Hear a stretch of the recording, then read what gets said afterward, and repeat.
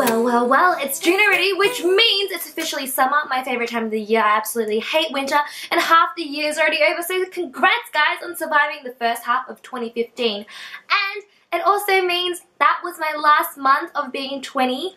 Next month I'm officially 21, which is super scary because 21 in my books is really old. You're like an adult. To be honest, back then when I was really young and naive and maybe 17 years old, I thought I was going to get married at 24, so I really thought I should have my life together right about like last month. It should have been together.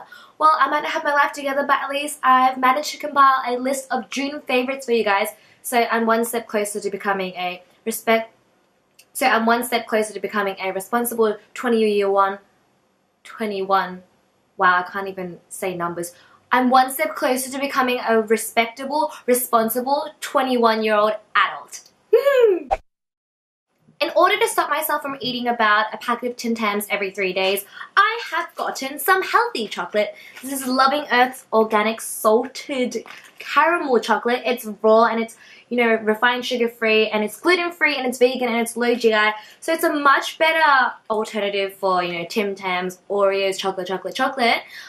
To be honest, I didn't really like the original Loving Earth products when I tried them last year. It actually put me off chocolate. It was just so dark and bitter. It wasn't even chocolate, but this one tastes amazing.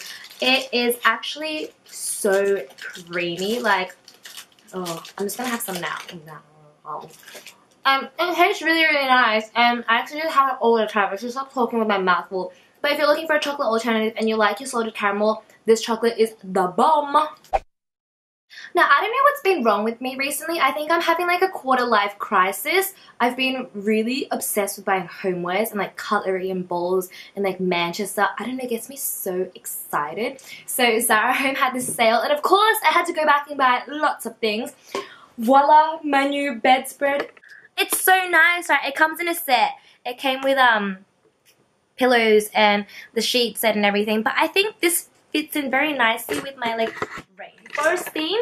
And then also, let me just get myself back up. I wanted this pillow for so long. It looks so beautiful. Doesn't it just look like a piece of Monet artwork or something? I've wanted it for so long, but it was always a little bit too expensive for just one small pillow, but it was on sale, so I grabbed it. Speaking of quarter-life crises and becoming a housewife, basically, I've been really into like things that are good for the environment and, you know, eco and everything. So I walked past this store and it's called Eco and More. Apparently it's actually an Australian brand, so something from home, yay! It's a mosquito repellent candle.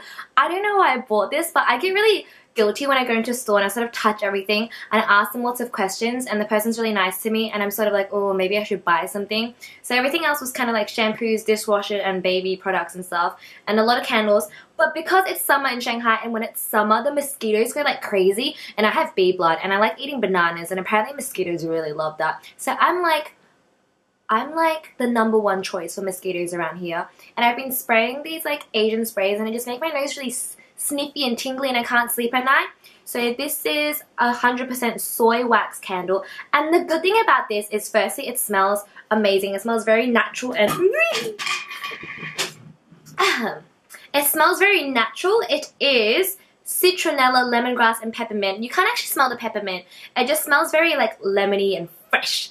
It's soy wax, so when it burns down and there's a pool of, you know, the liquidy candle there, it's actually not like burning hot. You can dab it and then you can put it on like your bite marks or anywhere that's irritable on your skin where the mosquito has bit you. How cool is that? It's like a cream, like an oil and a candle. And yeah, that's what it looks like, and I just usually burn it for about an hour before I go to sleep, and then my whole room smells like it, and I actually haven't gotten any mozzie bites this week, so far it's working. And something fashion related is I've been really obsessed with sort of bohemian, hippie, sort of gypsy style clothing, and I discovered this online store. It's called Arnhem Clothing on Instagram, and the website is arnhem.co. This playsuit is actually by them. I did a whole outfit post of this playsuit on me blog. It's quite similar to the other brand Spell, Byron Baseball Designs, but it's a lot cheaper, and I found it a bit more youthful and it's more colourful, as you can tell, and I absolutely love the sort of prints on saris and just really cultural traditional clothing. I love the crazy clash of colours and patterns, so this one I'm in love with. And the only bad thing is that when you need to pee, you have to unbutton all the buttons and untie the string, and for someone like me who pees about 50 times a day, it was so annoying. But other than that, I've bought so many things from their store and like literally just checking out their new arrivals every week, seeing what else I can get.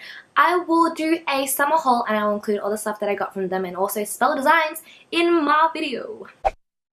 So all of the TV shows that I've been following have finished their seasons, have officially ended. RIP Revenge, I'm gonna miss you, or I just on hiatus or whatever they do in Hollywood. And so I had to start up some old series. I hit up Ugly Betty again. I remember I used to love watching it. It was on like channel 10 or 7 back in Australia, and I used to watch it every single week with my whole family. It was just so funny, and I thought I'd get back into it because I never knew what happened to Ugly Betty, and I never knew if she got the makeover or not, and it was so hilarious. It's just a really light-hearted comedy, but it tackles a lot of really important and like issues that a lot of other TV shows avoid. So I think it was really good to sort of look at it and understand it in a funny way. And of course, I love looking at all the crazy fashion and just seeing someone with Betty with such aspiration and dreams, and she never lets anything sort of push her down. She's so determined, and it just sort of gave me that oomph to keep going for my dreams. So if you're looking for a bit of inspiration or you just want something lighthearted to watch but with a good genuine storyline, Ugly Betty, you should go back to that. And another TV show is Orphan Blank. Oh my gosh, it's amazing. It's actually the second time I tried to start it. The first time I probably watched about 10 minutes and I was like, nah. Then the second time I read it online somewhere, like the basic plot, and it's basically about this girl who has been cloned many times, and they all lead separate lives, and they just sort of like, the storyline is why were they cloned, what for, and like why are people trying to kill them, and like just why are their clones existing in this world, and what is a corporation and everything. But the main thing that I wanted to talk to you about is the main character. I think her name is Tatiana Maslany. I apologize, I think I just ruined her name. But she plays like almost a dozen characters on the show. Her acting is just so good. She's my new favorite actress. I don't even know how she does it. She makes every single character completely different. Like, I know it's the makeup and the wardrobe and everything, but her acting technique is on point. Like, she plays this kind of hippie person, this like English kind of rebel person, like someone from Skins, this really upper class, like English high society, like a queen. And then she also plays the soccer mom. And ugh, her soccer mom is so good. It's so funny. And she also plays this like guy as well. Oh, it's absolutely, it blows my mind how good she is at acting. But other than that, the storyline's really great as well. It always keeps you on the edge of your seat. I've been doing a little more reading this month, and I've been reading the Maze Runner series. I really like the movie. It was really intense. I think I just really like Dylan O'Brien. He's like my new favorite actor, and I got a little bit obsessed the other day because my friend was reading the series again, and the movie was just so fast paced. Like literally everything happened within a few days. I didn't really understand, so I thought I'd read it, and because my friend was reading at the same time, she was saying the series was amazing, so I got back into it. And then I got really obsessed with the series. Like I started going on YouTube and like looking up all the behind the scenes stuff. I don't know, like does anyone else do that? Because I love looking at behind the scenes things from when they shoot the movie. Anyway, and one of the highlights from the book and the film is that they have a Korean actor. It's called Min-ho Park in the book, and I just think it's great that basically one of the main roles, and he's always there throughout the whole 3 books in this series, is an Asian, and I think that's absolutely fantastic. And the actor, it's Ki-hong Lee. You've seen it on Wong Fu as well, so I think it's like, oh, it just gives me so much hope that, you know, people on Wong Fu and like YouTube videos and Asians are making it in Hollywood in big blockbuster films, and they're not just playing the comedic relief, or they're not just playing like the nerdy typical Asian. Like, I reckon any like Caucasian could have played his role really well, but the fact that it was written to suit an Asian person, amazing. Apart from that, the books always keep you guessing. Like, I never know what's going to happen next, which I think is really good because I reckon I'm pretty smart. I always figure out what ends up happening next in the book. The one downside about it is that it's really descriptive. Like, they're talking about a wall coming crashing down, and it could be describing that for like a whole 2 pages. So I flipped through a lot of it, but other than that, the storyline is fab, except I hated the ending. You guys know what I mean when you get to it. So hit that up, Maze Runner series. The song that I've chosen for this month is Katie Shaw's Show Up. I feel like it really fitted into how I was feeling the whole month. The fact that I'm officially almost an adult, and kind of really stressed about the fact that I haven't really gotten my life together. And it also ties in with the 2 quotes that I want to share with you guys. It's basically just about showing up and doing something and not just sitting back and watching the world go by. And I just think the lyrics really hit home base. It sort of goes through every situation and aspect, so I think this song can reach out to a really wide variety of people. Are you gonna run the marathon and not cross the finish line? And it says, are you gonna read the mystery novel and not find out how it ends? And then the chorus is, all the work has been done, only question is, are you gonna come, are you gonna show up, or are you gonna let it go? So it kind of reinforces the idea of finishing something towards the end and just keep on going, and don't just leave things like half done, and don't do it half-heartedly. Don't do things half-assed, do it with your full ass. So I think that was a really lightly inspirational song, and the girl has a really nice sort of raspy, chill, indie voice, and it's just like a piano her singing, so I love that kind of acoustic indie music. So it's a really good song to, you know, wake up in the morning to, or just finish off your day with. And for this month, I think I found, hands down, the 2 most amazing quotes that suit perfectly to people our age. I'm talking like young, early 20s, mid 20s. There's just, everyone around me, like all my friends have just been so stressed out because a lot of people are graduating, they don't know what to do, they feel like they're in the wrong course, or they don't want to enter directly into work, like on Instagram and like Tumblr and like my blog. A lot of people have been asking those sort of questions as well. And when I stumbled upon these 2 quotes, it was just like, bing, like I'll read it to you. You're going to be very, very welcome.